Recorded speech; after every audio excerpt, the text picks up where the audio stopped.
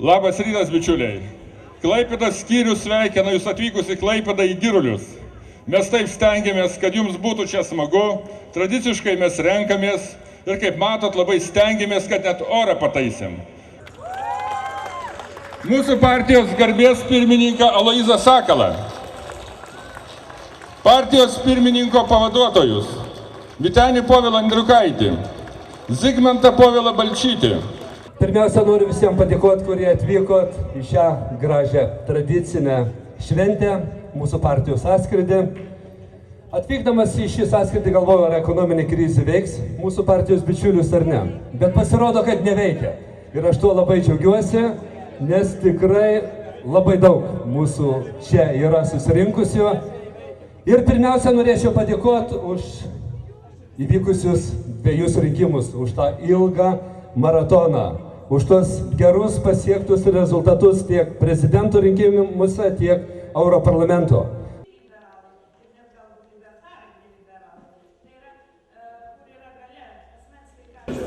Pasiūlėm įtraukti į darbotvarkę dėl kairiųjų politinių jėgų konsolidavimo. Norėsim padaryti pareiškimą.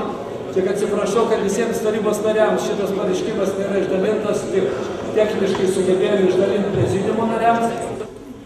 Reikia užkasti nesantaikos kirvį tarp kairiųjų politinių jėgų ir tiesiog diskusijų, bendro dialogo metu surasti tą aukso vidurį, susivienyti ir kadangi mūsų ideologija yra vis dėlto ta pati, tai dirbti bendram labui ir įrodyti tiek žmonėms, tiek dešiniosiams jėgoms, kad mes esam solidarūs, kad mes esam visi lygus ir tą socialdemokratų principą, kad solidarumas, lygybė ir nepriklausomybė tai yra mūsų pagrindiniai principai ir tą reikėtų įgyvendinti.